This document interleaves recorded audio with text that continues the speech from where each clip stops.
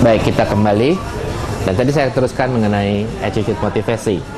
Nah, attitude motivation ya adalah motivasi yang datangnya sebagai sikap hati kita. Jadi orangnya sudah lebih jelas, teguh. Dia orang seperti ini biasanya ya pantang menyerah, kuat. Kalau sudah jadi seorang leader yang tekun dan perseverant, yang selalu achieve result.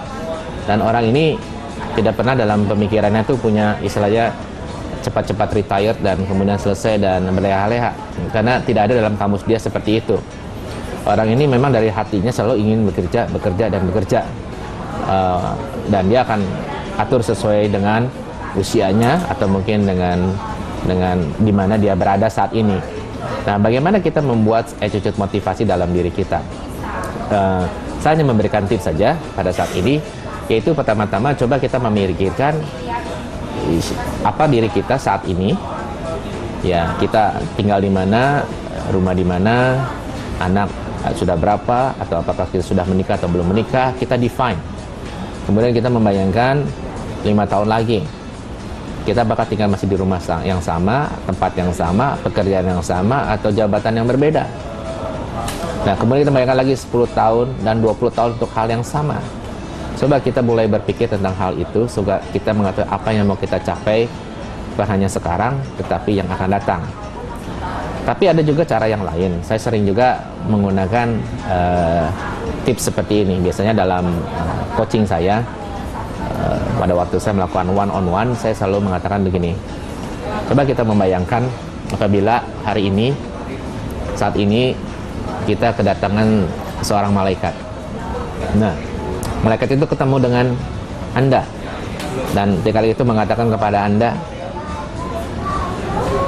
Tuhan menginginkan Anda hidup 5 tahun lagi dari hari ini, dan apa yang akan Anda lakukan selama 5 tahun ke depan dari hari ini.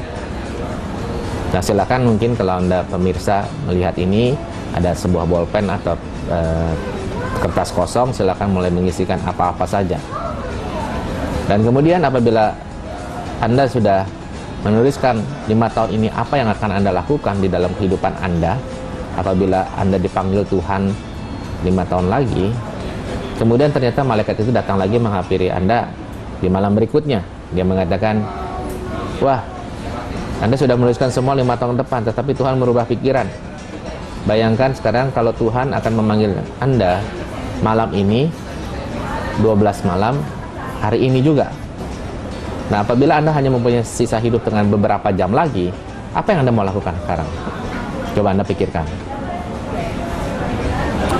Kebanyakan dari orang-orang yang saya lihat, yang saya coach, mereka selalu mengatakan kalau waktunya tinggal nanti malam, dia hanya memikirkan 2 hal, yaitu kehidupan spiritual, bagaimana memastikan dia masuk surga apabila dia meninggal, atau dia masuk tempat yang lebih baik, bukan di tempat akhirat yang neraka semacam itu.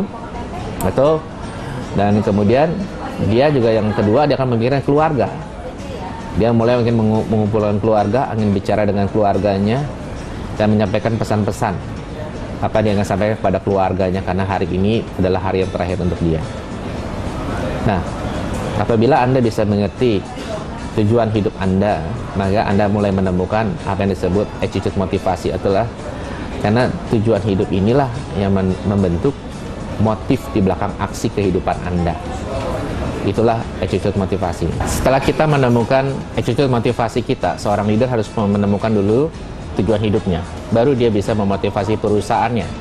Karena apabila Anda seorang business owner, Anda seorang entrepreneur, Anda tidak mempunyai tadi personal mission statement, atau tidak tahu tujuan hidup Anda, tidak tahu apa yang memotivasi Anda, perusahaan Anda yang Anda bangun tidak akan lama. Nah, karena itu temukan itu dahulu, baru Anda bisa membuat yang kita sebut strategic purpose dalam perusahaan Anda. Karena strategic purpose ini, membuat strategic purpose sama seperti menemukan tujuan hidup Anda. Anda harus mendefine apa visinya, apa misinya, nilai-nilai apa dalam perusahaan Anda. Kemudian kebudayaan seperti apa yang akan ada di dalam perusahaan Anda.